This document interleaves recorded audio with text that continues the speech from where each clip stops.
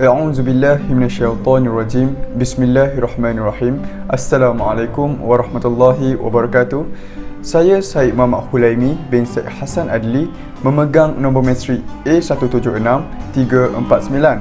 Saya mewakili rakan-rakan saya iaitu Nurul Nadiah binti Muhammad Noor dan Nadilah Al-Nasuha binti Muhammad Adnan akan membentangkan poster secara ringkas yang berjudul Isu Kematian Khalifah Terakhir Abbasiyah iaitu Al-Musta'sim bagi subjek PPPJ 2363 Tamadun Islam Zaman Umawi dan Abbasi bagi semester 1 sesi 2021-2022. Bertitik tolak daripada kenyataan Negas pada tahun 2020, beliau menghujahkan bahawa kematian Khalifah Abbasiyah yang terakhir iaitu Al-Musta'sim Billah telah menjadi polemik dalam kalangan pekaji sejarah zaman pemerintahan kerajaan ini. Objektif kajian yang ingin diketengahkan adalah meneliti sejarah biografi dan menganalisis isu kematian Khalifah Abbasiyah yang terakhir iaitu Al-Musta'sim Billah. Metod kajian yang telah digunakan ialah secara kajian kualitatif iaitu kajian sejarah dan analisis kandungan. Nama sebenar Al-Musta'sim ialah Abdullah ibnu Al-Mustanshir Billah. Beliau digelar dengan nama gelaran iaitu Abu Ahmad. Beliau lahir pada tahun 609 Hijrah bersamaan dengan 1213 Masihi. Beribukan seorang wanita yang bernama Hajar. Beliau dilantik sebagai khalifah setelah kematian ayahnya. Diriwayatkan beliau bersifat pemurah, penyabar, sihat tubuhnya dan baik agamanya. Seterusnya, tempoh bagi pemerintahan Khalifah Abbasiyah yang terakhir ini bermula pada tahun 1242 dan berakhir pada tahun 1258. Pada zaman pemerintahannya, wilayah kedaulatan Islam sedang terancam dengan peristiwa penyerbuan bangsa Mongol. Bahkan beberapa wilayah kedaulatan Islam telah jatuh satu persatu ke tangan bangsa Mongol.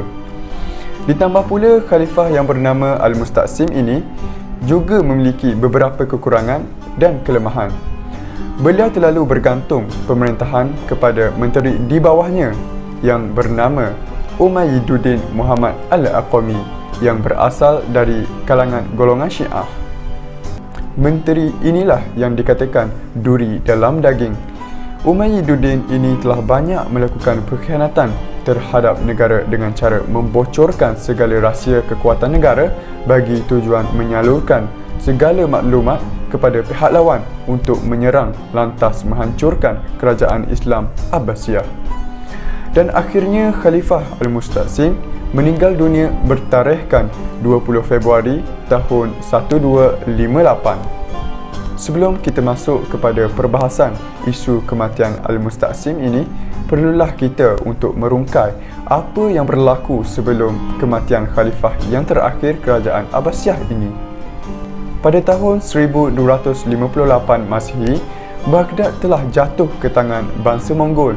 Ini bukan sahaja mengakhiri kekuasaan Khalifah Bani Abbasiyah di sana, tetapi juga merupakan tanda awal kemunduran politik dan peradaban Islam.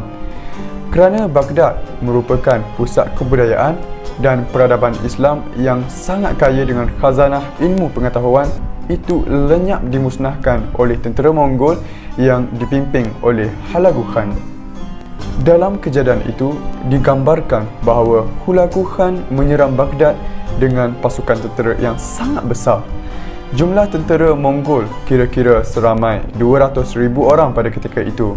Oleh itu, tentera Abbasiyah tidak mampu menentang tentera Mongol lalu lari berkurung di dalam kota. Tentera Mongol terus mengepung kota Baghdad selama 10 hari. Dan akhirnya kota Baghdad jatuh ke tangan tentera Mongol. Ketika tentera Mongol memasuki kota Baghdad, segala peradaban Islam yang terbina di Baghdad telah dihancurkan. Segala kitab yang dihasilkan oleh sarjana-sarjana Islam telah dikumpulkan dan dibuang ke dalam sungai Dujlah sehingga airnya menjadi hitam kerana dakwat daripada tulisan kitab-kitab itu. Mereka membunuh sesiapa sahaja yang mereka temui. Khalifah Al-Musta'sim ditangkap dan dipaksa melihat rakyatnya yang sedang disembelih di jalanan dan hartanya juga dirampas. Baik, kita pergi kepada hasil kajian yang kedua, iaitu isu perbahasan mengenai kematian Al-Musta'sim. Dalam isu ini terdapat banyak perbahasan mengenai kematian beliau. Di sini kami telah senaraikan 4 isu perbahasan mengenai bayangan dan keadaan bagaimana kematian Khalifah Al-Musta'sim ini berlaku.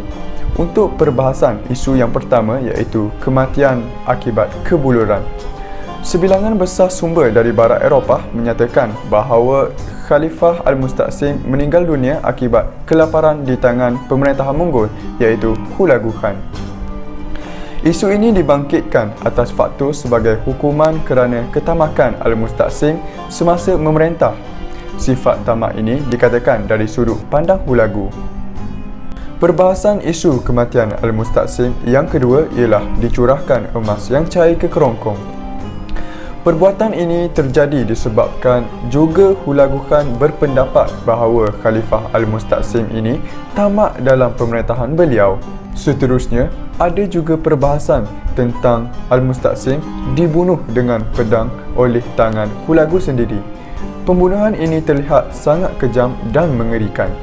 Untuk isu perbahasan yang terakhir, iaitu Khalifah Al-Musta'sim digulung dalam pemaidani dan dipijak dengan kuda oleh tentera Mongol sehingga mati.